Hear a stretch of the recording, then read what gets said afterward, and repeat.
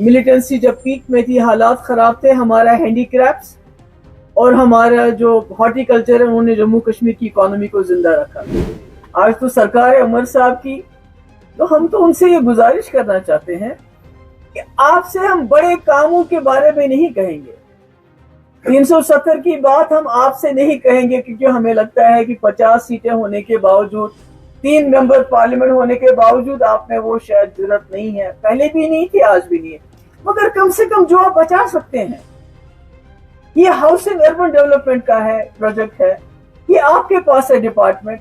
यहाँ कौन सी रोड बननी है, कौन सी नहीं बननी है, ट्रेन कहाँ चाहिए हमें, कहाँ नहीं चाहिए, हमारे किसानों का नुकसान नहीं होना चाहिए, हमारे आबशारों का नुकसान नहीं होना चाहिए, हमारे एनवायरनमेंट का नुकसान नहीं होना चाहिए। उसके लिए तो ये सरकार काम कर सकती है ना।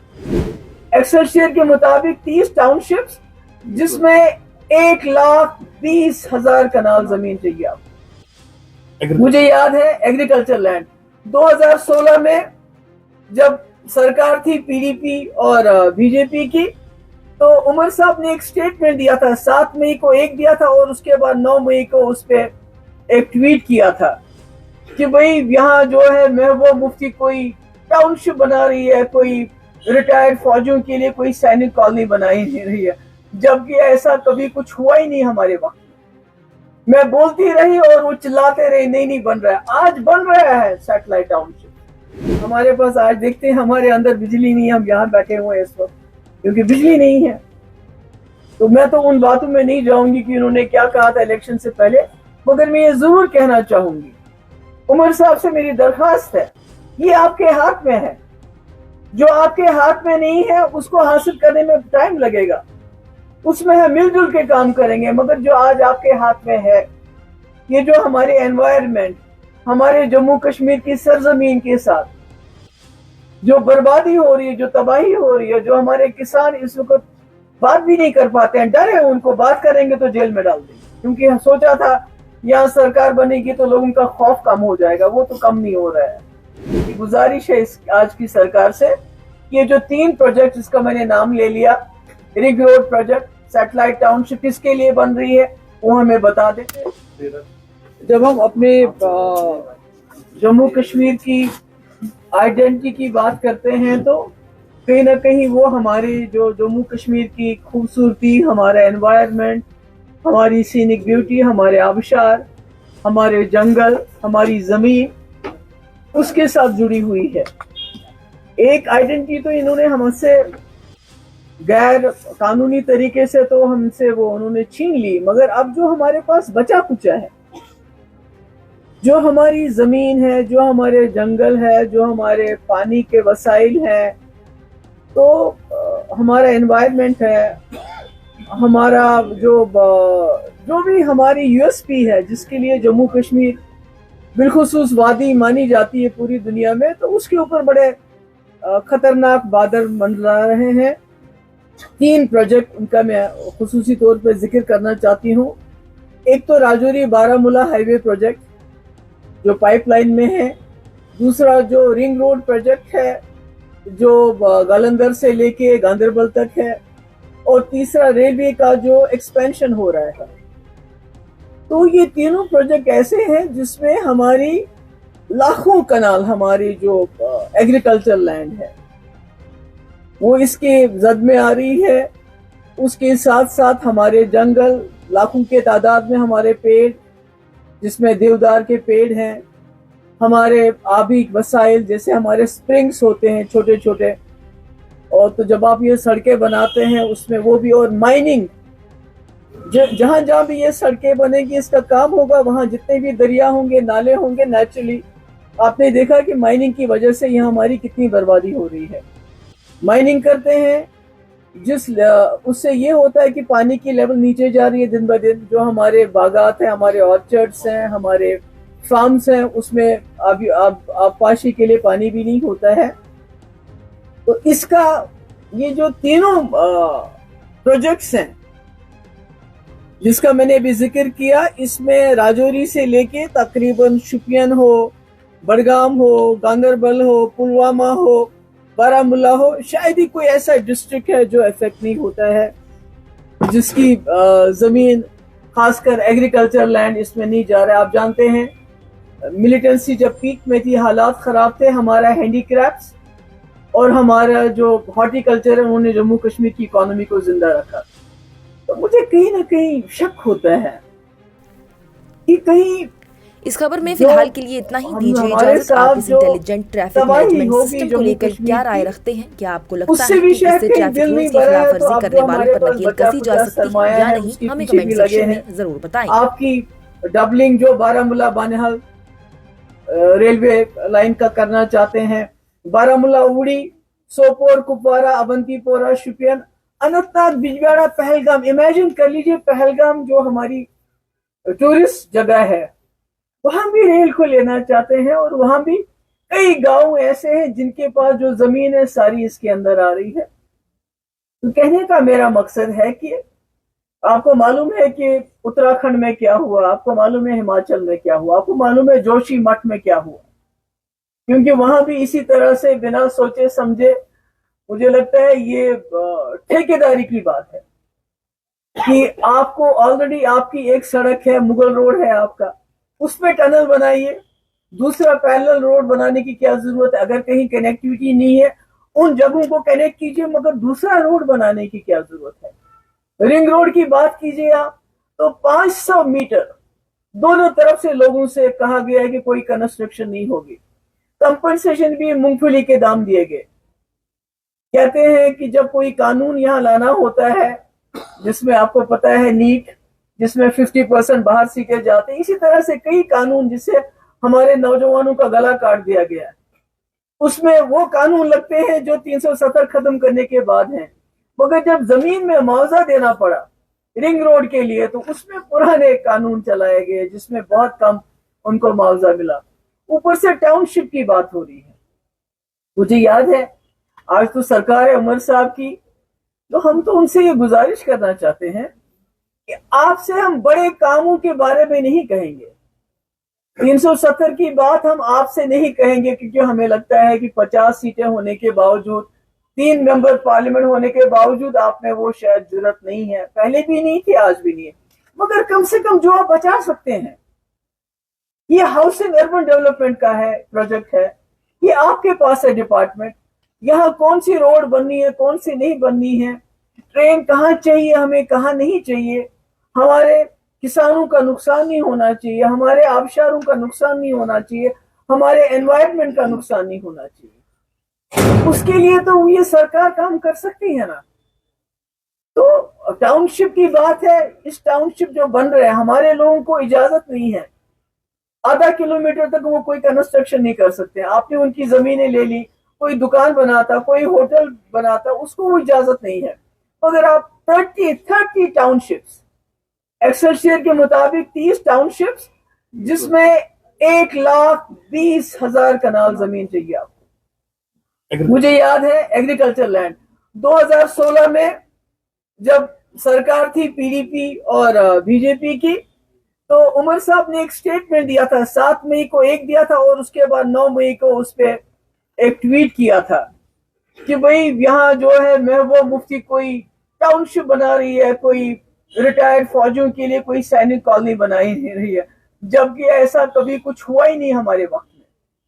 मैं बोलती रही और वो चिल्लाते रहे, नहीं बन रहा है। आज बन रहा है सैटेलाइट टाउनशिप। हम जानना चाहते हैं उमर साहब से, हालांकि उनके एक एडवाइजर ने तो बयान दिया कि यहाँ के लोगों के लिए बन रही है, मगर हमें बताइए कौन से यहाँ के लोग जिनके लिए 30 टाउनशिप्स बन रहे हैं और इसका इम्पैक्ट क्या है हमारे एग्रीकल्चर लैंड पे। अगर आपने टाउनशिप्स बनाने हैं तो आप गांव को अपग्रेड कर लीजिए, वहां सहूलियतें दे दीजिए टाउन की। तो आप ये जो सारा हमारा एनवायरनमेंट, हमारा एग्रीकल्चर लैंड, हमारे पास जम्मू कश्मीर के पास अब बचा क्या है? पानी ऑलरेडी पूरे मुल्क और पाकिस्तान के बीच में बांटा जा रहा है। हमारे पास आज देखते हैं हमारे अंदर बिजली नहीं है, हम यहाँ बैठे हुए हैं इस वक्त क्योंकि बिजली नहीं है।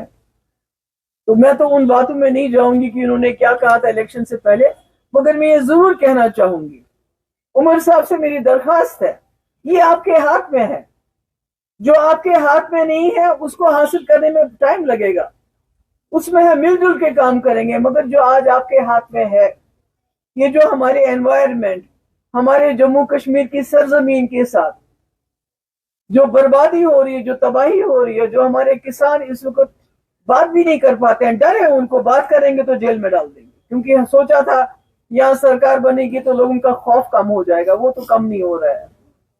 तो इसलिए मेरी गुजारिश है आज की सरकार से, ये जो 3 प्रोजेक्ट जिसका मैंने नाम ले लिया, ring road project, satellite township किसके लिए बन रही है वो हमें बता दे, कौन है इसके जो कहां से क्या, श्रीनगर टाउन को, जो श्रीनगर सिटी है उसको डिकंजस्ट करके जहां एक एक घर में 4-4 फैमिलीज रह रही हैं उनको आके बसाएंगे, हम कहेंगे हमारे सराखों पे, टाउन से लोगों को लाएंगे। मगर उसके लिए भी आपने एग्रीकल्चर लैंड को बर्बाद नहीं करना, उसको तबाह नहीं करना।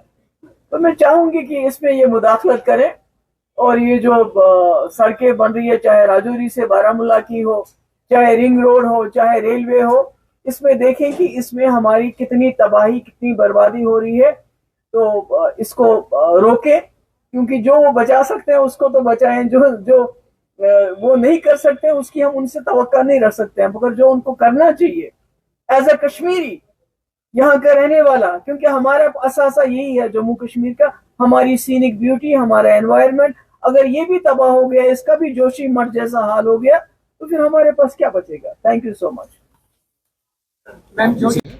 Even we will take it further to the extent कि जो ओवर स्पीडिंग है, कैमराज जहाँ पे कर रहा है, तो we can through this mechanism challan a person who is resorting to over speeding.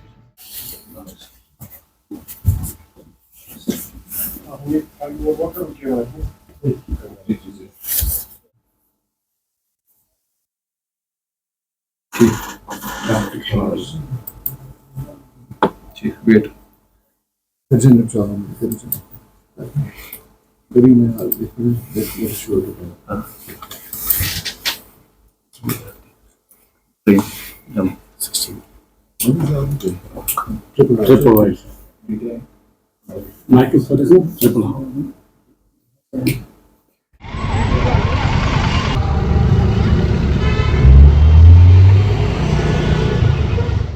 Save.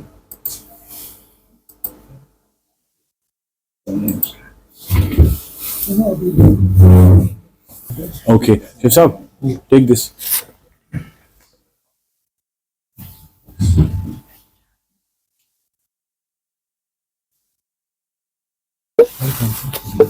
अगर बात मैं सॉरी बाकी आप इस यहाँ पे QR कोड लिखा है,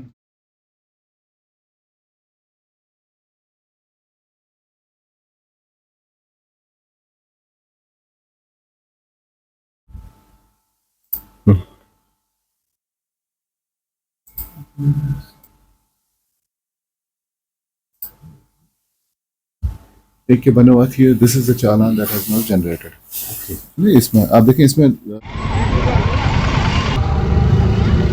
लैटिट्यूड लॉन्गिट्यूड ऑफ जहाँ पे वायलेशन हुई, it is there, registration number, कैश किसान, it matches with what we have, class of vehicle is there, date and time, so everything is there, and violation was after driving without helmet. Right. Because pellet writer is there, we say send it. This is sent to the violator.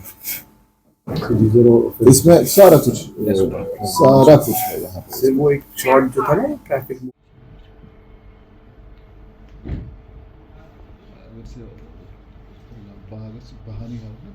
अगर बात मैं sorry बाकी आप इस यहाँ पे QR code लिखा है, आप QR कोड को स्कैन करें एंड देन पे। सेकंड फेज जो इसमें जो आएगा कि ये उसी चीज की ये नोटिस में now be sending it on the जो एड्रेस है इसका। ट्रैफिक पुलिस के जो वायलेशंस होती हैं उसको किस तरीके से हमें रोकना है। सो सबसे इम्पोर्टेंट तो वही चीज़ है कि अगर वायलेशंस हो रही हैं, अगर इसमें कमी आएगी, कमी इसमें ना दो तरीक़ों से आएगी। एक कि प्रोएक्टिवली अगर जो वायलेटर है वो वायलेशन करे ही ना, तो इसको रोकने की फिर ज़रूरत ही नहीं है। दूसरी चीज़ है कि आप वायलेशन जो हो रही है इसको इंटेलिजेंटली पकड़ना है, क्योंकि आए दिन आप देखें कि सवालात उठते हैं कि जी मेरा चालान गलत हुआ या कुछ हुआ, तो now the system is in place जहाँ पे गलती का कोई चांस है नहीं। दूसरा है कि एविडेंस इस तरीके से है कि आप इसको नेगेट नहीं कर पाएंगे। The system has been put in place ताकि बेटर ट्रांसपेरेंसी आए, जो चालानिंग वाला जो सिस्टम है, और लोगों को भी अगर चालान अगर उनके पास पहुंचेगा तो वो उस तरीके से पहुंचेगा कि जहां पे उनको भी कोई डाउट नहीं रहेगा कि ये क्या वाकई वो थे नहीं, क्योंकि जिस तरीके से इसमें पर्टिकुलर एविडेंस है। तो आइडिया है इस पर्टिकुलर चीज़ का कि बेटर ट्रांसपेरेंसी आए, दूसरा है कि बेटर तरीके से हम मैनेज कर पाएँ traffic. So that is the whole idea behind this intelligent traffic management system. So when we talk about और ये है कि सिस्टम में फिर ट्रैफिक ऑफिशियल्स का रोल आता है कि जो इसको ओवरसी करते हैं। सिस्टम जनरेट करता है एक पर्टिकुलर वायलेशन को देख के एक चालान जनरेट करता है, इसको वेट करता है हमारा एक ऑफिसर है देयर। जब वो कन्विंस होता है कि ये करेक्ट चालान है तभी जाके ये इनिशिएट होता है। So there are checks and balances इसमें कि रैंडमली कोई चीज़ नहीं होती है। सिस्टम है नया अभी नया इन प्लेस है, इसमें इनिशियली डिफिकल्टीज आ सकती हैं। Right. हो सकता है कहीं पे कोई सवाल भी करे कि इस पे, लेकिन ये है कि क्योंकि द चेक्स एंड बैलेंसेस है, मैकेनिज्म इज इन प्लेस, अगर कहीं पे कुछ ऐसा है mechanism would be in place to take care of it. But जहाँ तक हमारा ताल्लुक है, विल एंश्योर कि अगर कोई चालान होगा तो यह 100% करेक्ट होगा। उसके बाद भी अगर किसी को लगता है कि इसमें जो मैं आपको दिखाऊंगा भी कि जो चालान जो इसमें जनरेट होता है उसमें बाज़ाब्ता इंडिकेशन होती है कि अगर आपको लगता है कि गलत है कि आपको क्या करना है। So it is part of that only. नया एक सिस्टम है, थोड़ा सा टाइम लगेगा इसको पूरा पैन आउट करने में श्रीनगर के में, और दूसरा है कि लोगों को पता चले। दैट इज़ वाई कल से हमने ये जो इसमें वाइड स्प्रेड कोशिश की कि लोगों को जितना ज़्यादा ये लोगों को पता चले उतना अच्छा है, बिकॉज ह्यूमन इंटरफेस अब बहुत कम हो रहा है श्रीनगर में जहाँ एज फार एज वायलेशन है।